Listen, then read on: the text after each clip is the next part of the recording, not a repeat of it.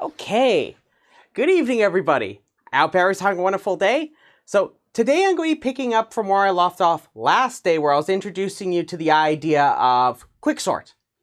And today we'll be seeing quicksort and another algorithm called merge sort. These are two fairly, I would say they're fundamental algorithms for you to be familiar with. They're both based on recursion. Both are actually also examples of what I referred to at the end of last lecture as a divide and conquer algorithm. These are algorithms that subdivide the problem into subproblems, and the goal is that by recursively breaking the problem into smaller and smaller pieces, we will divide the problem until we have subproblems. Then we conquer the entire problem by combining the answers from our subproblems to get the answer itself. So we're going to see how this is going to play out with quicksort, and we'll see it again when we see merge sort later, okay? So I'm just going to first kind of remind you where we were last day with quicksort. So I drew a picture near the end of last lecture, and this is just a written description of the same thing. So first, I want you to imagine I give you some input S, which keep in mind this could be the whole array A. It'll typically be a subarray of our entire array. It's just some interval of the array. And if it has 0 or 1 element, it has to be sorted by definition, right? If I have no elements, that has to be sorted because there's no elements. If there's 1 element, surely that is sorted, right? So let's talk about what happens otherwise. So otherwise, I'm going to select this pivot X. I talked about this one last day. So keep in mind that for the sake of brevity, I will assume that this pivot is always the last element in our arrays whenever we're applying quicksort in our examples here. But I'll make a remark about this in a moment. So X is the pivot. It'll be just some element that's in my input S that I'm considering. Then what I'm going to do is I'm going to place all of the elements except the pivot into two groups, L and G. L is going to consist of all the elements that are less than or equal to the pivot, and G is going to consist of all the elements that are greater than the pivot. So remember last day I had this picture where I had the pivot and then I had these two parts that I have. So I'm going to have L and I'm going to have G. So I want to set up the array so it looks like this, whatever subarray I'm considering. Because keep in mind, as I make the problem smaller and smaller and smaller, I'm going to be considering ranges of the array. And then I'm going to take these bits and pieces and put them all together at the end, like folding out an accordion. I'm going to end up with a wholly sorted array. That's going to be what's going to happen when we see quicksort. So I recursively sort L and G, which, might I add, will go through this exact same process in step 1. And then, of course, when I'm done recursively sorting these, at some point I will get back these as sorted. Then I'm going to put them in the order as follows. I'm going to take L, and then I'm going to have the pivot, and then I'm going to have all the elements in G. And that means that if I have both of those all together, I'll end up with a sorted array. So one remark I want to make, we're going to see this in a moment, but I'm always going to assume, like I said, that the last element is always the pivot. Because what I'm going to do is I'm going to group everything around so I'm going to have the pivot on the rightmost side, then I'm going to try to arrange all the other elements in my input S into these two groups. And then I'm going to show you how I can swap the pivot into the appropriate spot in the middle. So one thing I need to point out is that if you select a different element as the pivot, you can always modify what I'm going to tell you by just simply swapping the pivot with the last element in the array. You're going to see this in a moment if you find yourself curious about this. So are there any questions so far? So I haven't really said a whole lot of new stuff since last day. I'm just recapping where we were last time. So what do I mean by the last element? I'm talking about if I give you a subarray or an array, I'm talking about the last element, the element that's on the furthest right. That's what I mean by last element. So when I say that, I'm talking about if I give you a range that I'm considering, it's the last element, the one that's on the furthest right. It's a good question. So anyways, why don't we head over here? I want to kind of walk us through this process. So let me just get my camera buddy to kind of move this over a little bit. So let's head over here. I want to show you what I mean by all of this. And if you're curious if you're looking a little ahead in the assignment, the next assignment is up, by the way. I didn't have a chance to mention that. But in that assignment, it's going to ask you to draw some diagrams. This is one of those kind of diagrams I'm referring to. It's just showing us the execution of quicksort. So there's really one key ingredient I haven't really talked about yet. I'll talk about that after we do this example, other than showing you what quicksort looks like as pseudocode. So here's an example of an input array. So here's my array. I have some elements in my array. And what I'm going to do is I'm going to designate the last element as the pivot. So in my example here, 4 is the pivot. Now, if I decided that I wanted to, for example, use 1, like the element here in the middle, as the pivot, what I would do is I would swap 1 with 4, and I would put it at the end. So sometimes there's different benefits to selecting certain pivots with our algorithm. So just be aware that there's these so-called pivoting strategies. And depending on how you pick the pivot, it can increase the performance of quicksort. So that's one of those things I'll talk about in a little bit. So for now, I'm just going to assume it's always the last element. So anyways, like I said, we're going to arrange the elements so that I have these two groups, L and G. Now, I'm not going to go yet into the details of how this is accomplished, but 2 recursive calls are going to happen. One is going to happen with the elements in this group L, and then all the others are going to go into G, with the exception of the pivot. The pivot doesn't go in any of these, because remember, the idea is that it's going to be less than, pivot, everything that is greater than. So I'm going to have 2 recursive calls that are going to happen. So 2 recursive calls. So I'm going to take everything that is less than or equal to the pivot. I'm going to put it into L on the left here. So notice I'm just going to kind of go left to right. I'm just going to pluck off all the ones that are less than or equal to the pivot. So I have 2, 3, and 1. And I'm going to take all the ones that are larger than the pivot. I'm going to write them in the order I have them in from left to right here. So I'm going to have 10, 5, 7, and 11. So keep in mind, if I can sort this subarray and this subarray, then what I can do is I can put the pivot right here, and you'll notice that the whole thing will be sorted, right?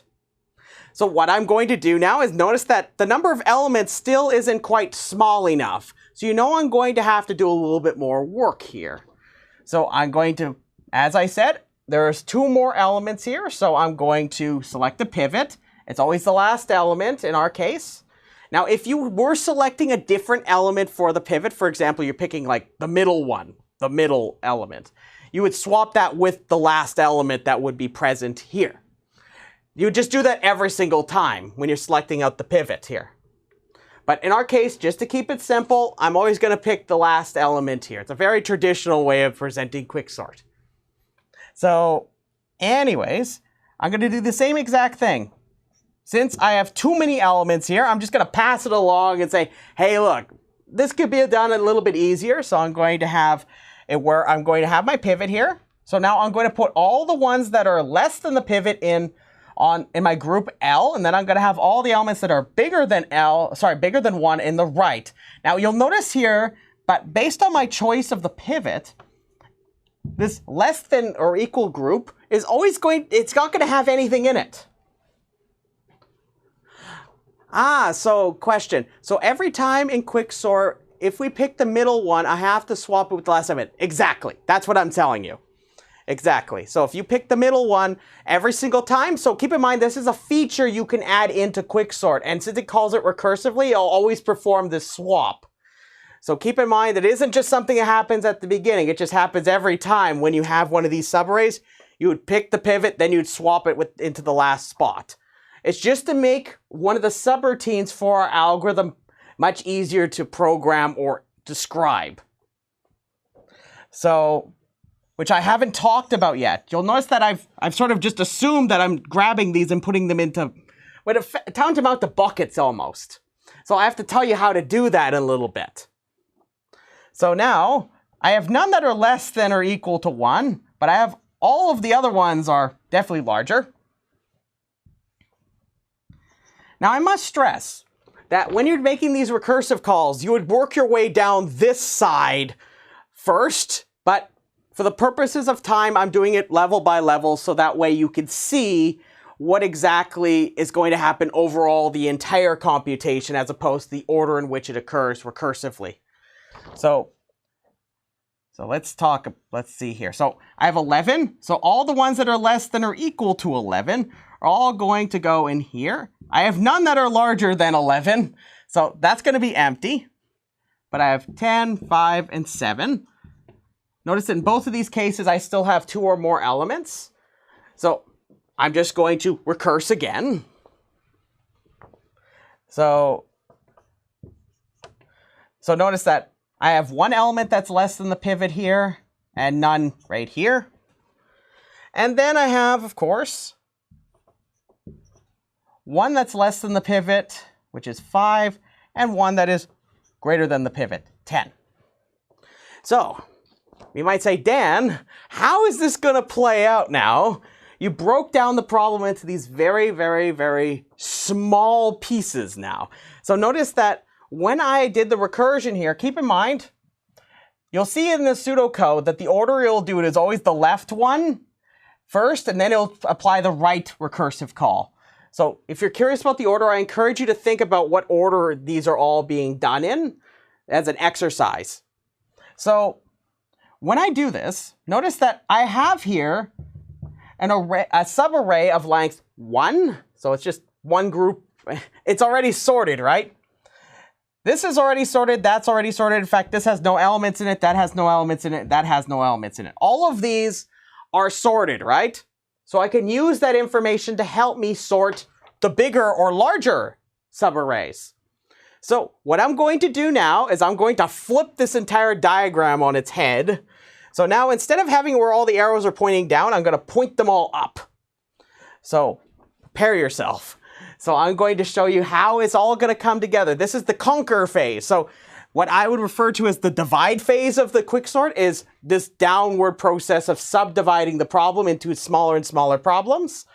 Then now we're going to do the conquer part of quicksort. So this is where I'm going to actually sort the arrays. So watch this. So now what I'm going to do is I already have all these smaller subproblems solved. So I'm going to use them to help me solve this overall. So first, remember what I said. To sort, I take the L group, the pivot, and then the greater group, or G. So this is the less group. That's the pivot. That's the G. There's nothing that's happening here that's interesting. Now, I have the lesser group, so you know it's going to be 5. Then I have the pivot, which is 7. And then the greater group, which is 10. So now, notice that this is what I have here, these elements, this input, it is sorted, right? Notice I just take the L part and the G part and I put them in their appropriate spots because they're sorted. I will put the pivot in the middle and everything is sorted with respect to this one so far. So far, we're doing okay. So I'm going to be building back up to get to this overall array up here. So watch this. So this is where things are going to get a little fun here. So now I have this sorted input. Now I have the L part. Then I have my pivot. Now remember, the pivot is 1. The pivot is 1. But everything else is larger than the pivot. So what will be here at the end of this process is 1, 2, 3, like this. Same idea here. I have 5, 7, 10. These are all less than my pivot. So notice that I'm just going to place L here, then that's the pivot, then everything else is greater on the other side. So I have 5, 7, 10. And now this is where things get very, very nice and juicy. So now remember, I have the pivot. So if I take a look at what I have for the pivot, so notice that what will happen is I'm going to have the pivot, then I'm going to have my L part. But what's the L part? It's all right here, right? This is the G part. So I'm just going to write those parts. One on the left, one on the right. 1, 2, 3, 5, 7, 10, 11. And boom, the array is sorted. So this is actually how the execution of quicksort will play out on a high level. So there's this divide phase that goes down and breaking the problem down all the way until we can sort the arrays in the most trivial manner possible, in the easiest way we can. And then I'm going to take these sorted subarrays and combine them. But really, what I'm actually doing is it looks like I'm combining them. But really, all of these are actually placed in positions in the array. So everything that's happening here is actually all happening and being manipulated within the array itself, which is very wild to think about. So how can, please go through the 5, 7, 10 part? Sure. So in here, so just remember, just to give us a reminder. So I have the pivot, I have the less than group, the greater than group. So whatever L is and what G is, you're going to put whatever is L is going to go before the pivot. Everything that's in G is going to go on the right side. So before I had it where 7 was over here. But keep in mind, the way that I'm going to arrange these is I'm going to have it where the pivot's going to be in the middle, and I'm just going to place this here, and I'm going to place that there. So all I'm doing is I'm just putting this here, putting that there. Now keep in mind, when I put this, it's actually already being accomplished directly in the array, which is something kind of odd to think about at first. But remember, all that's happening is I'm just taking one sorted subarray, I'm putting it before the pivot, and then everything after the pivot is already sorted as well. So all I'm doing is I'm just working my way back up after I have solved the smallest subarrays that all can be sorted. So keep in mind that as this is playing out, you're actually directly manipulating the array. So at first, this looks like I'm actually doing a process where I'm combining. You can literally implement quicksort this manner where I'm combining like lists of elements. But you can actually do this where everything like that's happening up there will be something that's happening as I'm doing these rearrangements between the pivot, L, and G. So I want to show you what quicksort looks like as pseudocode. And this should hopefully help gives you some intuition of what's going on over here. You'll notice there's 2 recursive calls, but there's this process that makes them look like this, where it's whatever's going to be L that I have to sort, then the pivot, then this G part. That's going to be a subroutine that is called partition. So I'm going to actually talk briefly about partition before we get too ahead of ourselves after I show you the pseudocode for merge sort. Not merge sort, quicksort, quicksort. I haven't quite got the merge sort yet.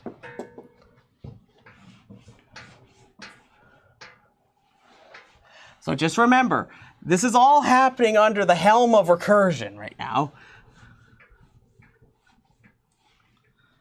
So at first, this looks a little strange, but I assure you, if you actually were to pick up the pseudocode I'm going to have in the notes, it's fairly easy to implement this algorithm. That's a really nice thing about quicksort.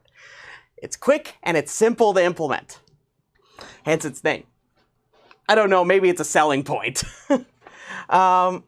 So here's some pseudocode for algorithm. So I'm going to describe quicksort more formally for us. Quicksort.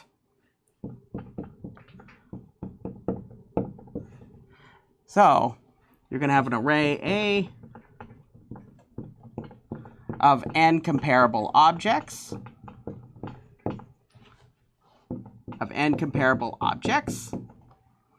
And the output, it's not going to return anything. Instead, it's just going to sort the array A. So it just sorts A. So now this is the great part, is I'm going to give you the initial parameters for quicksort first, and then I'll describe to you what our recursive function will be. So if we have to sort in descending order, our pivot should be first. Now, that's a very interesting question.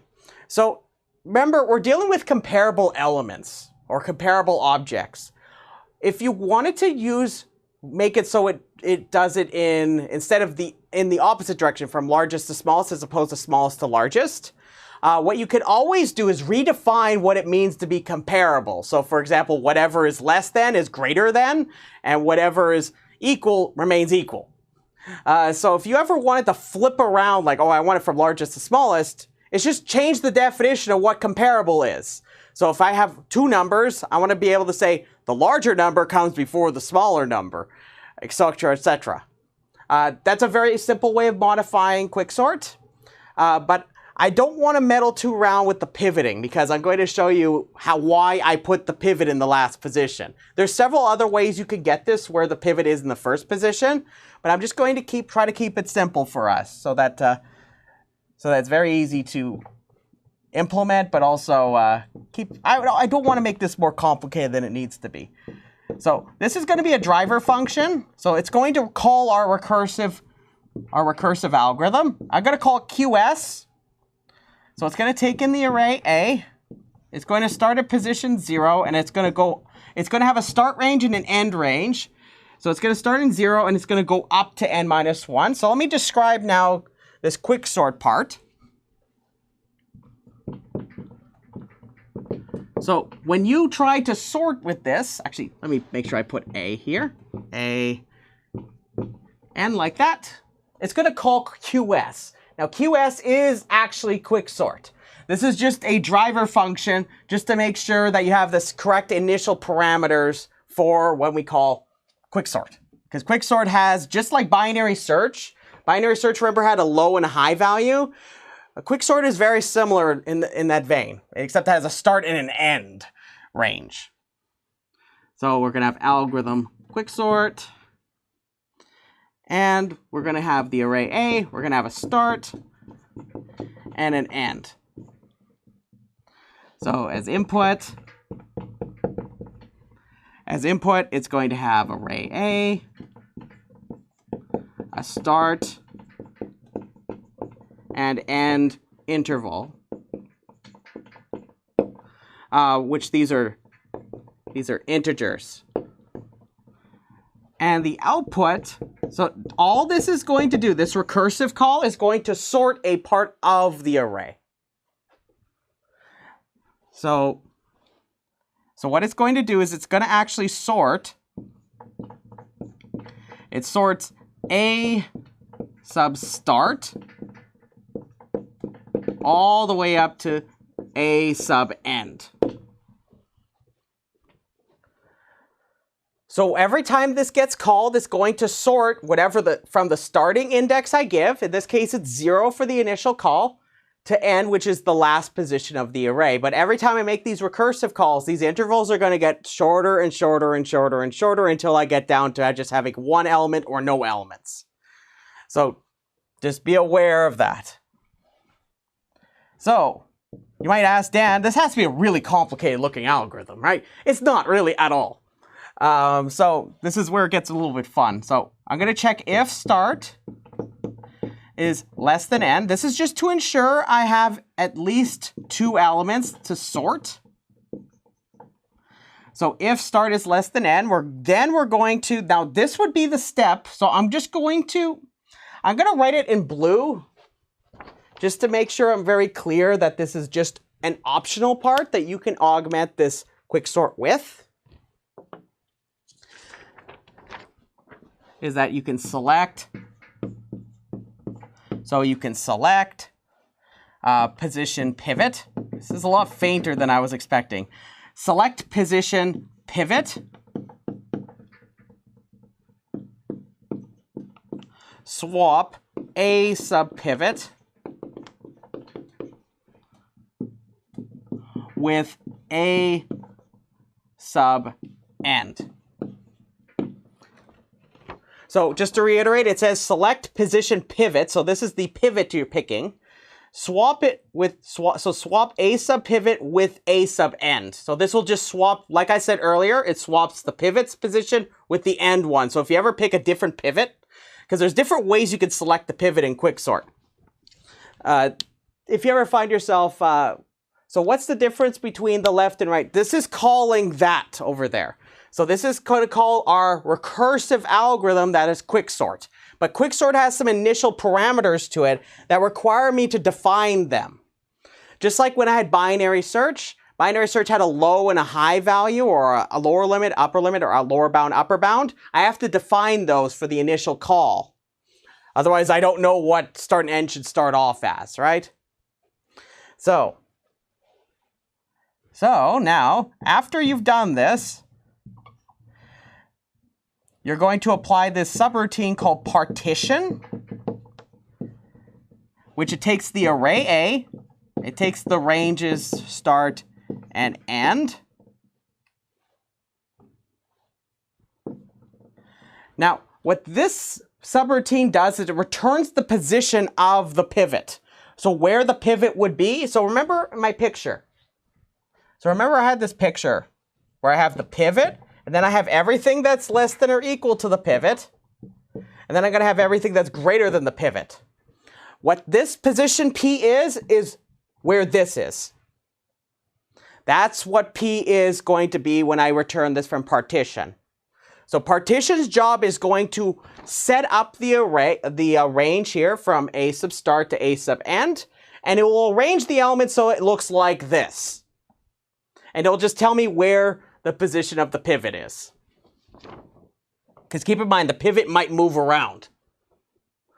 The left arrow, it's assignment, right? When I want to assign it. So this is returning a number. So returning the position of where the pivot is right now after I've made this rearrangement. So I'm going to show you how that's done in a moment. Now, once you've done this, you're just going to recursively apply quicksort. You go A, start, all the way till... Because now remember, I apply recursively quicksort on the left.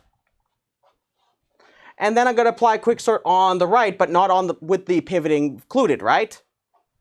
So I'm going to run quicksort on from start all the way up to P minus 1. So that's just to the left of the pivot. And then I'm going to apply another recursive call where I have the array, and then I go one after the pivot to the end like this. And that's quicksort, believe it or not. So you'll notice that the one thing that seems to do a lot of heavy lifting in this is partition. Remember, partition is what's going to arrange our subarray so that it's arranged like this. So I want to show you how partition works. So first, are there any questions about this pseudocode here? Just before I proceed. So this is what's causing those branches over there from the left and the right.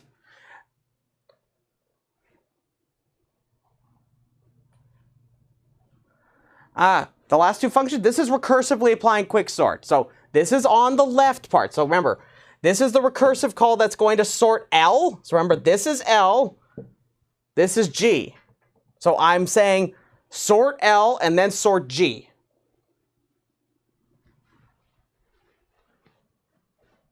So that's what these two calls do.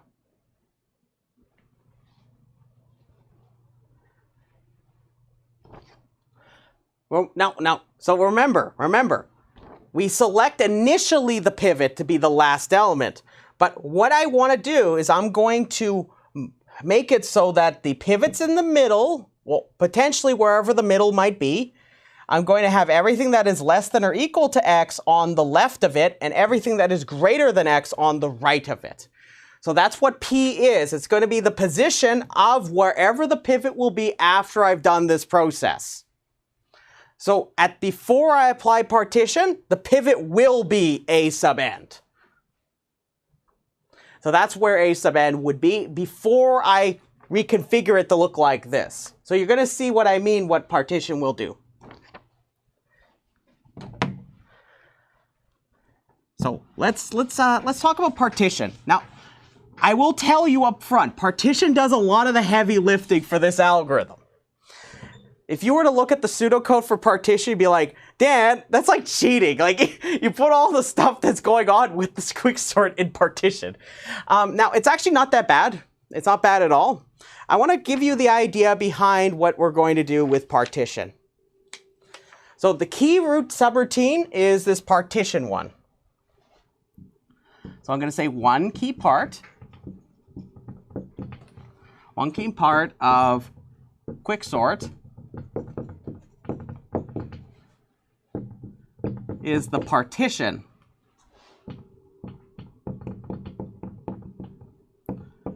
Subroutine. So what I'm going to do is I'm going to do an example. Now you might ask, Dan, how when you did that initial call up there, when you split it into two parts, how did it know what L and what G are? So I'm going to show you how you do this. So you might ask, okay, how do you get L and G, and like, where's the pivot? Just like in my picture I just drew a moment ago, I want to make the subarray A sub start to end look like this. So I'm going to give you an idea of how to do this. So I'm going to do an example with you. The full pseudocode is in the notes, but I'm hoping that this will easily explain how this is going to play out. So I'm going to use the initial, this would be the initial call of partition in my example over there. So just keep in mind that I'm going to start off with an array here. So I'm going to have 2, 3, 10, 1, 5, 7. I'm going to need a little bit more length. 11. And the pivot was 4 at the beginning of my example, right? So I selected 4 was the pivot. So just to make this a little easier for me to see, I'm just going to kind of gate off the pivot. So this is what end's position would be. This is start. And I'm going to have a couple of fingers to help me do this. So this idea of a finger is going to be rather useful in both of the algorithms I'm going to show you. So I'm going to have a finger that's going to be I, and I'm going to have a finger that's J. So what I and J are going to do is they're going to go through the array from sweeping from left to right, but really what I'm going to do is I'm going to show you how I'm going to arrange the array so that everything to the left of the pivot will be less than or equal to whatever the pivot is, and then everything to the right of the pivot will be greater than the pivot's value. So I'm going to show you how to accomplish this in linear time. So there's a very naive way I could do this with quadratic time using a nested loop. But I'm going to show you a clever way to do this. This is what partition does. So like I said, if you want to confirm or check this carefully, I do have every step of this example in the notes along with the pseudocode. So anyways, what we're going to do is I'm going to work my way from the left all the way to the right. And wherever I run into a situation where whatever element I'm examining at that time is less than or equal to the pivot, I'm going to move up this one finger. I'm going to move it up by 1. So initially this starts off where I is -1. Actually, sorry, it's start -1. This detail doesn't matter too much. It's just that we will update it at some point, and J starts at start. And what we're going to do is we're going to move along this over here. So every time I encounter when the element is less than or equal to the pivot, I'm going to increase i's value by 1. So by establishing this fact, what happens is I've already established for you that this element is less than or equal to the pivot by this check. So what I'm going to do now is I'm going to increase J by 1. So I'm going to move my finger over this way. So 3 is indeed less than or equal to 4, right? So it's okay to stay right there. Now I must stress that we're not sorting the array right now. I'm just going to throw it into these two buckets that I called L and G, where I have the pivot in the middle. So both of these are in fact in the correct spots. I don't need to move them around. I'm going to then increase I, right? Because it's less than or equal to J. Sorry, less than or equal to the pivot. And then I'm going to increase J again. But right now we've encountered something a little bit interesting here. Notice that this is not less than or equal to the pivot, right? In fact, it's larger than the pivot. So what I'm going to do is I'm not going to increase my finger my I value. I'm not going to increase it. So you might say, okay, so what's up, Dan? What are you going to do now? So I'm going to increase j again. So I'm going to move my one finger again over. But now notice that 1 is less than or equal to the pivot. So I'm going to increase I by 1, because that's what I do every time. Whenever it's less than or equal to whatever the pivot is, I increase I by 1. But now notice, do you see how I could fix the ordering here? I could swap these two. And that's exactly what I'm going to do. So now I'm going to swap these two. So now I have 1, and I have 10. And now notice that by definition, everything now is less than or equal to the pivot up to the point in my rule here, because I just swapped 1 and 10. But now I'm going to keep going with this process. So I'm going to now increase j by 1 again. Now 5 is greater than the pivot, so we're okay. We don't need to increase I. Again, 7 is greater than the pivot. Nothing interesting. And 11 is greater than the pivot, so I don't need to do anything more. But now notice something. Okay. So remember, I have this one finger that's sitting right on where, so you notice I have this finger just sitting on wherever the last position of everything that is less than or equal to the pivot is. Does everybody see that? So every time I make one of these, I go through with I, it's always because it's less than or equal to the pivot, whatever I'm examining here. And whenever it isn't, I perform the swap. And now keep in mind that this gap between the swaps can be quite wide. It's just in my example, they were right beside each other. So let's see. So we have to insert if condition if the swap. Yeah, so you'll see in the pseudocode that there's going to just be an if statement checking if you have to do the swap or not. Yes, exactly. Otherwise, it's just increasing this I and j appropriately. So 1, if it is less than or equal to x, our pivot, that's what x is, then I just simply am going to increase I by 1, and I just keep doing this process. You'll see it in the pseudocode. It's really not that complicated. Just remember, all I'm doing is I'm sweeping from left to right. Every time I see an element that's less than or equal to the pivot, I increase I by 1. And I'm just scanning from left to right with j. Now this is the fun part. So position I is the rightmost element of what we would call L, right? Everything right here is less than or equal to 4, right? Everything. Likewise, everything over here before my pivot is greater than the pivot. So here's the idea. I'm going to swap a sub I plus 1 with a sub end. So I'm going to swap these two, and then you'll see what I end up at the end of this process with is I end up with 2, 3, 1, 4, 5, 7, 11, and 10. So notice here that I've successfully done what I said I was going to do. Everything is less than or equal to 4 here. Remember, this is the pivot. Everything after this is greater than the pivot. And this is what you would pass along. So this p-value that you get out of here is this. So position I plus 1, this is the p-value that comes out right here. And now this is where these two recursive calls happen, where you're going to apply quicksort to this, and you're going to apply quicksort to that. Boom. Sure. So remember, when we went through this process, every single time I increase I always do it because it's at that position, it's less than or equal to the pivot.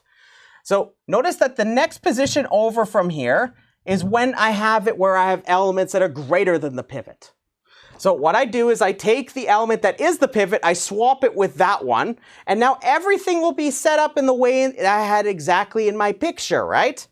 So everything to the left of the pivot is less than or equal to 4, which that's the pivot, right? Everything to the right of the pivot is greater than the pivot. And now, just like I said, once you've done this, whatever I was, I plus 1 is the position of the pivot. That's what partition will return. And that's how you know which part is L and which part is R. Sorry, G. Sorry, G. So remember, this is L and this is G, right? Now, you'll notice quite quickly that I'm just passing along the array, right? So all this is being done with the same array. So just don't let it throw you off that it's really just, remember, I'm just playing around with ranges in the same array. So question, what if there is a 1 after the 10? So if the 1 was after the 10, what would happen is, so let's see, suppose if I had a 1 after the 10. So before I did have a 1 after the 10, but keep in mind, imagine if all of these were like all of those, and then I had a 1 way over here. What would happen is, remember, my finger, the I, doesn't move to the right anymore. It'll just stay right before where the swap needs to happen to put the 1 back over on the left side. J is the one that will move regardless. But here's the cool thing about partition. So the time complexity of partition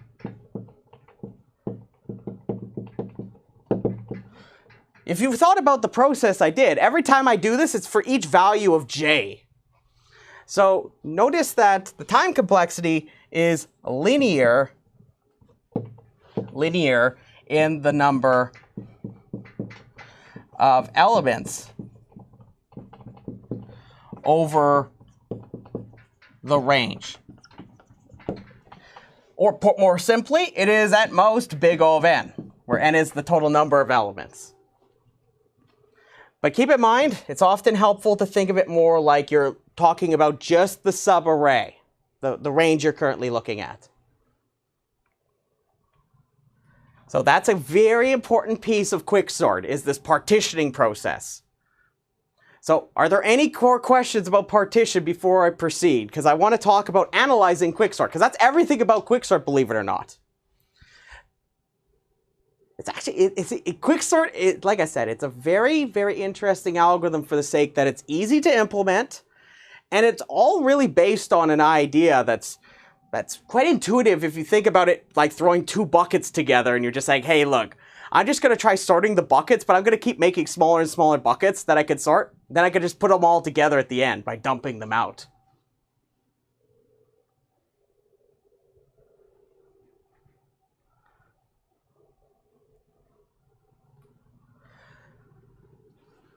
Yes, so keep in mind, what will happen is we're not going to include 4 at all in the recursive call.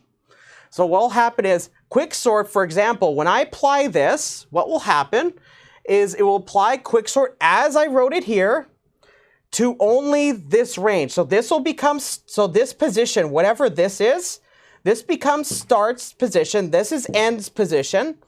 And then I would select the pivot if I'm going to select the pivot, but this would be the pivot in this case. And in fact, if you look at our example, that's exactly which one is the pivot. So let's see here. Let's see here. Now, keep in mind, at the end of the day, you'll notice that the pivot here is selected quite carefully. But I did notice one small detail I did over there. You'll notice I was quite careless about what I picked as the pivot. So I might have to revisit that after class and just touch it up in the example there. So I think technically it should be that 10 is the pivot in the example. I wrote 11 for some reason. So, but yeah, well, my apologies about that. But yeah, no, so you'll just apply quicksort to each one of these until, and keep in mind, the base case isn't explicitly written here. Notice that it's just that whenever the start and the end, they cross over each other, meaning that it means that either they're going to be equal or that there are no more elements. That means that there's one element or no elements. That's the base case for quicksort here, but I didn't write it out explicitly.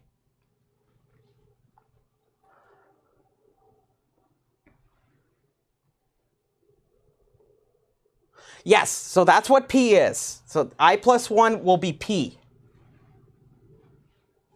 Because remember, this is all the stuff to the left of this I at this position, all of those are less than or equal to the pivot. Then whatever's sitting right here, I could put the pivot right here, and that's position I plus 1.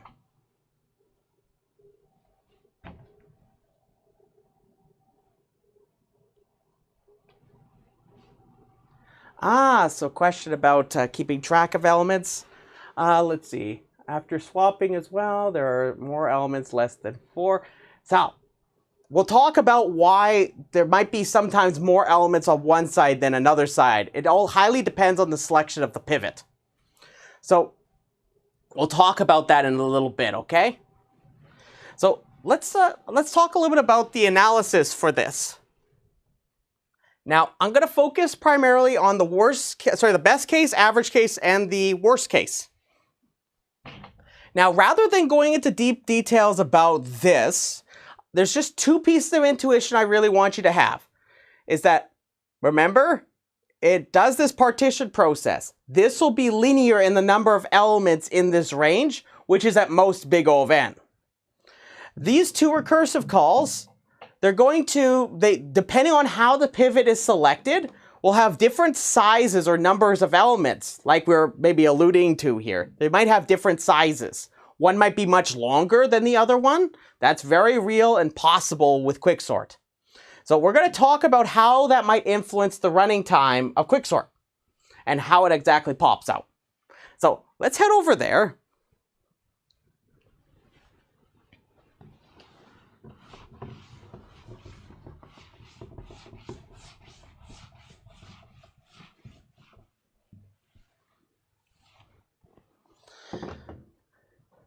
So let's talk about the analysis here. Now, I'm going to present it in the sake for our time, just in a careful manner that we aren't kind of overdoing it with the mayonnaise, the M word, but it should be intuitive enough from what I'm going to explain to you. So let's talk about the time complexity.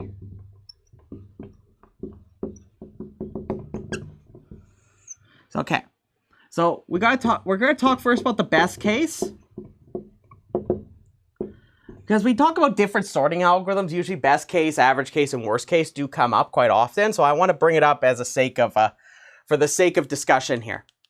Now, in the best case scenario, you'll notice that whenever I did this partitioning process, a very big part and role of the whole algorithm is how I select the pivot. So very often when you design or implement quicksort, and put it into a computer program, you have to be considerate of how the pivot is selected. So in best case scenarios, what will happen is I would like to have it, so the intuition here is I want the pivot to be smack dab in the middle where both sides, my 2 subarrays, are of roughly equal size. Because if I have it where one's lopsided than the other, we might run into some troubles as we're going to see. So this is when we have n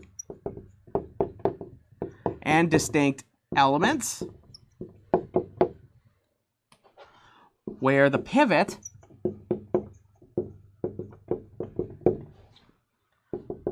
is so that the number of elements in L and G are roughly equal to each other, are roughly equal. Now, we have a special name for this position. For anybody that recalls back to thinking about statistics at all, there's a name for this. What position is that? Starts with an M.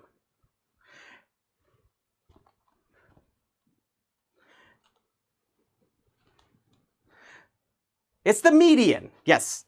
So if we can make sure that the pivot always is the median element,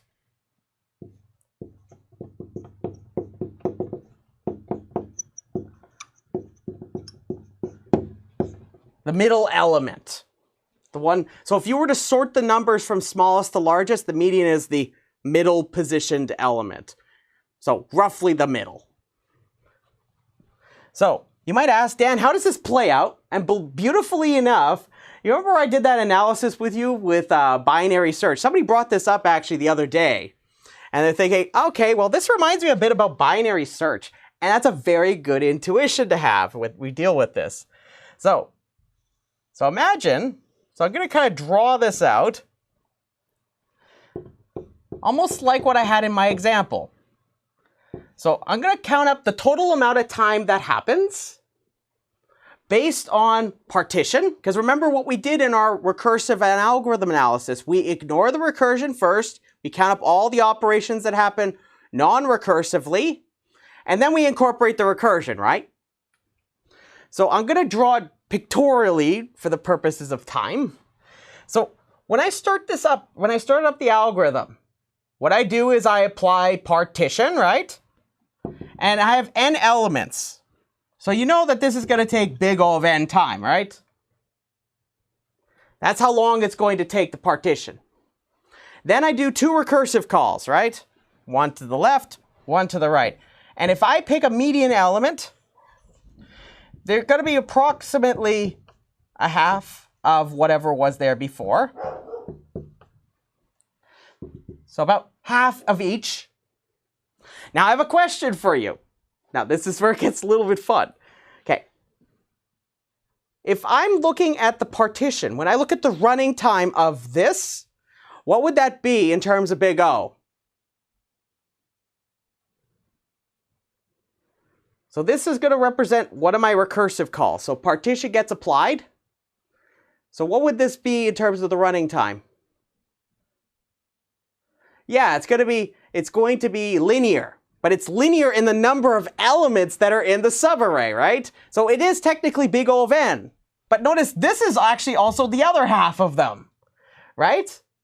So notice that if I take all the operations that happen with partition in this call and all the ones that happen in this call, in total, that's a linear amount of work that happens, right? A linear number of operations. Now, each one of these does 2 recursive calls, one on its left, one on its right, or on L and G. So now this one's approximately a quarter of the size of the array.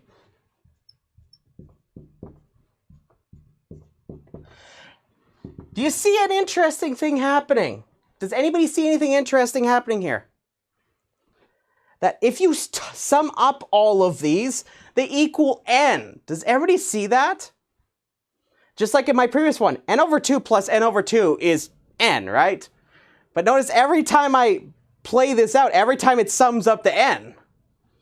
So just again, if I were to look and count up all the operations that happen for all of the recursive calls of this size, in this case n over 2, it's big O of n. Whenever I do it for all of the recursive calls where their size is approximately a quarter of the length of the array, it's big O of n. If I keep doing this, this keeps going down and down and down, all the way down, until it hits the base cases, right?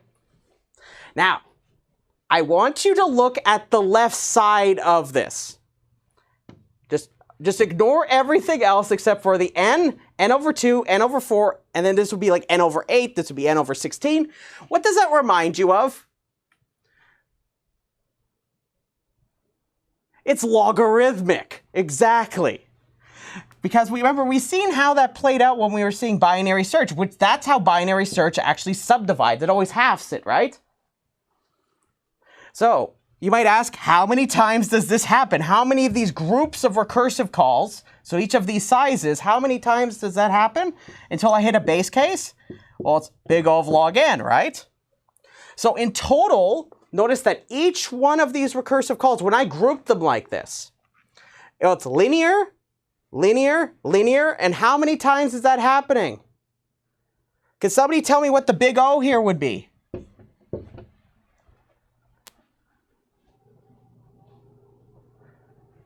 So every time I'm doing linear, linear, linear, but I'm doing it some number of times, right? How many? Yes, it's n log n. Perfect. So it's big O of n log n time. Boom. So in the best case, you end up with big O of n log n time. So if you're wondering how I got this log n, the analysis is quite similar to the one I did in binary search. In fact, if you go later on in the notes, when we start talking about merge sort, you can see my analysis, what I did over there. It's almost the exact same as this. So if you ever want to derive this from first principles, I do have a way of analyzing it over in the merge sort section for how you get this big O of log n. So the question is, okay, so what does this mean in the average case? So the short story is that in the average case, when you have several a uniform distribution of instances, on average, they take this form. Believe it or not, on average. So in the average case, quicksort actually runs in big O of n log n as well, which is very, very effective. A lot of people will tell you quicksort runs an average, it runs in n log n time. And that's a feature of quicksort that's wonderful. That means on average, you're going to have really nice running times. Now, that brings me to the culprit in the room, worst case analysis. In the average case as well, do we have the same assumptions? No. So so what I'm saying is, without getting a lot into the analysis of it, when you take a uniform distribution, so that means that the pivot could be in the first position, the second position, the third position, the fourth position, the fifth position, and sixth, and so on. If you average over all of these, you'll end up with a case that looks quite, like it will end up giving you n log n. It'll be quite similar to this analysis, just with some extra steps that involve a little bit more statistics. So can you explain why log n again? Okay, so the easy way of thinking about it, just remember. So eventually this is going to go down to 1 or 0. So I'm asking how many times do I have to subdivide by 2 to get down to at most 1? Which the answer to that is actually it's a logarithmic number in the input n. So that's actually where this log n comes from. If you take any one pathway down, it's based on how many times you have to divide n by 2 to get down to 1 or 0. And the end result of that is actually a logarithmic number. But yeah, so I'm going to quickly knock out the worst case, then we're going to talk a little bit about merge sort, okay? So the fortunate thing about merge sort is it's actually quite a bit simpler than it's quick. Well, okay, it's a little bit easier for me to describe it in pseudocode, but it still has its own little wrinkles to it.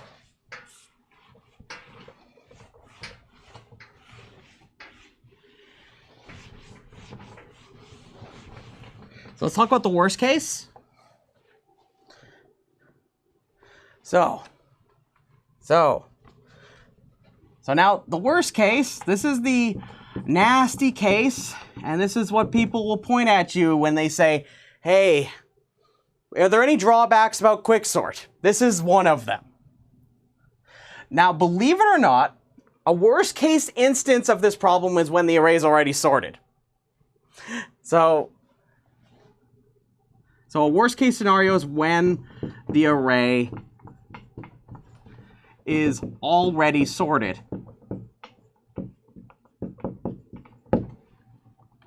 Boom.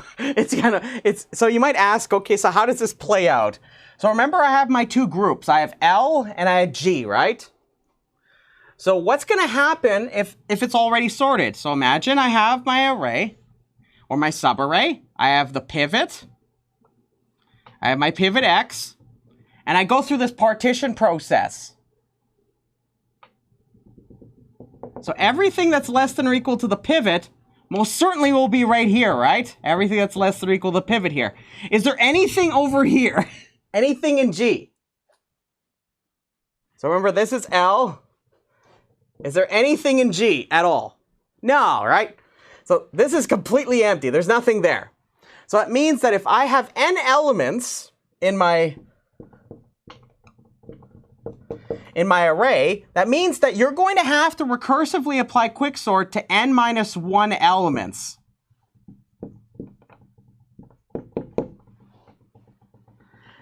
Now, to get into this, the total time, the take to perform partition here, this takes, of course, at most big O of n time. I apply recursively quicksort to this part. Now keep in mind, it technically will run quicksort on this one little piece, and it'll say, okay, that's just a constant number of operations, whatever, kind of. And then you look at this and say, okay, I'm going to have a pivot again. This is my new pivot. And because it's sorted, everything is going to be less than or equal to x again.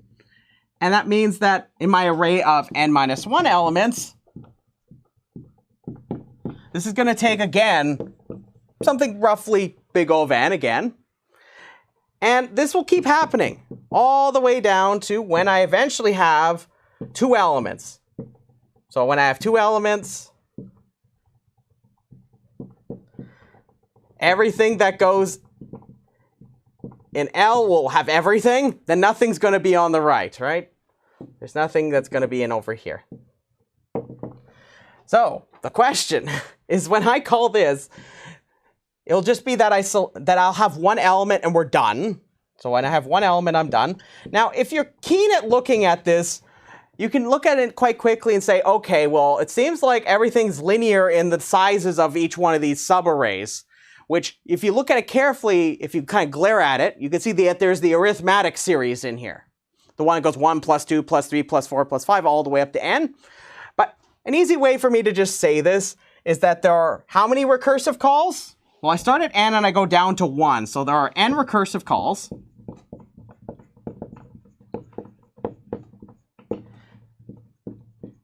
Each performing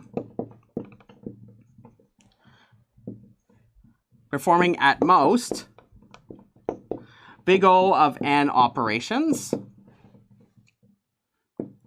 So the worst case time complexity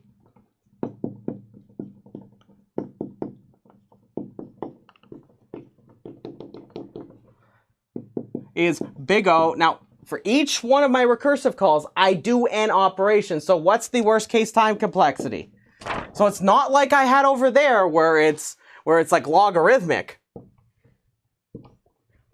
This whole thing is I'm doing this something linear in n, right? So what should go right here then? It's n squared. Yes, quadratic. So it means in the worst case, it's no better than the other sorting algorithms you're familiar with in the worst case. So you might say, okay, so how do you deal with this? Because remember, this is a really just, like, it is an easy case to check, right? In linear time, you can check if an array is already sorted, right? You just scan from left to right to see if it's sorted. You could have tried to avoid this case, for example. I'm going to tell you one remedy that you can get around this very quickly. So let's head over here. So there's actually a really nice practical, let's see. Would it be correct to say that it would be n squared if it is in reverse sorted order? Okay, so the question, so just to save us some time, so if it's in reverse sorted order, it'll just be everything, but everything should be flipped the other way around, if my memory serves me correctly. It'll just be everything will be over in G instead of in L.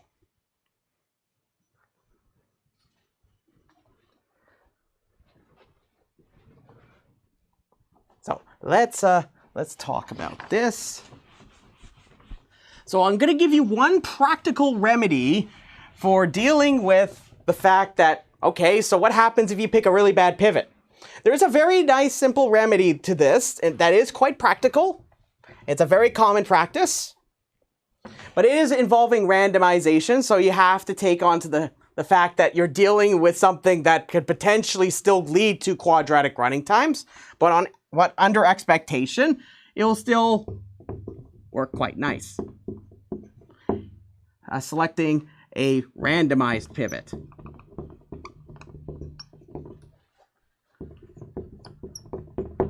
So what we're going to do, so instead of picking the first or last element as the pivot, because like I said, if you were to pick the first element, you could make an argument similar to what was suggested there, and you could say, okay, well, if it's already sorted, then the pivot will, everything will just be like symmetric to what I just wrote over there. So instead of picking the first or last element as the pivot,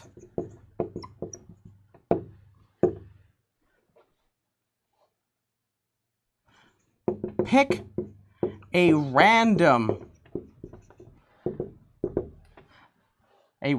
pivot. Now, I'm putting quotations around this because in practice you're using usually a pseudo-random number generator typically to do this. That's what I mean by random. So you'll have like a seed that you select. You'd probably use one of your randomized packages. So some math function that computes a random number. So if you pick a random pivot, so in that step that I put in blue, you make it so instead of it just being, oh, any old one, like the first one, you'll just take a series of coin flips and you would pick whatever comes out of that result as the pivot, and then you would swap it with the last element. That's all you have to do to modify this. So you pick a random pivot. It has worst case expected. Now, the reason why I have to say expected is because whenever I pick a pivot, it changes how long the algorithm might take because it's randomized.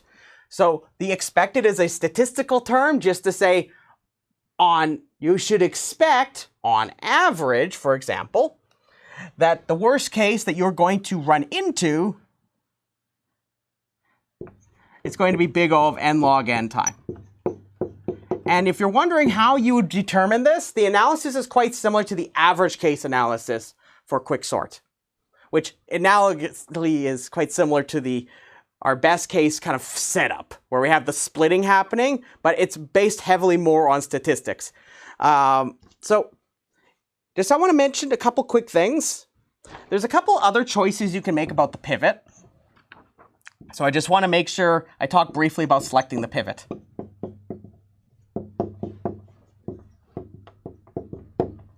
So just a couple other things. So I said avoid picking the first or last if the array is already sorted.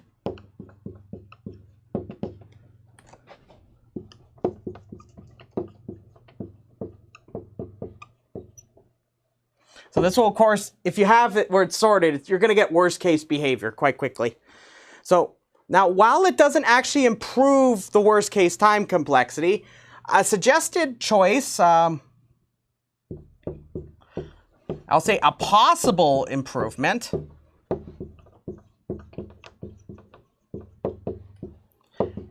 is picking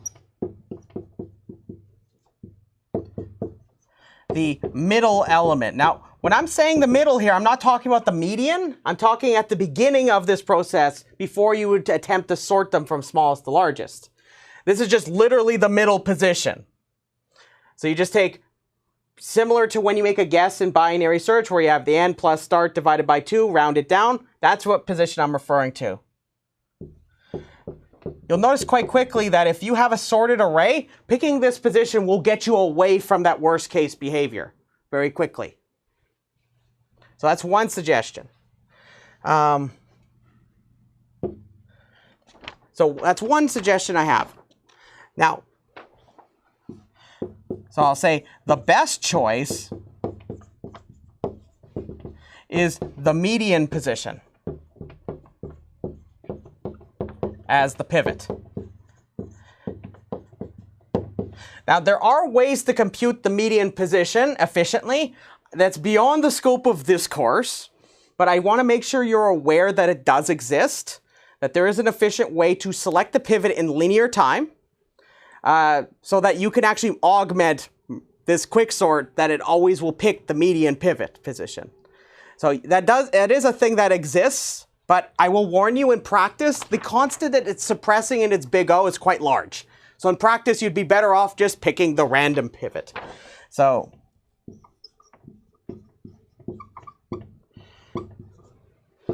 randomly picking the pivot.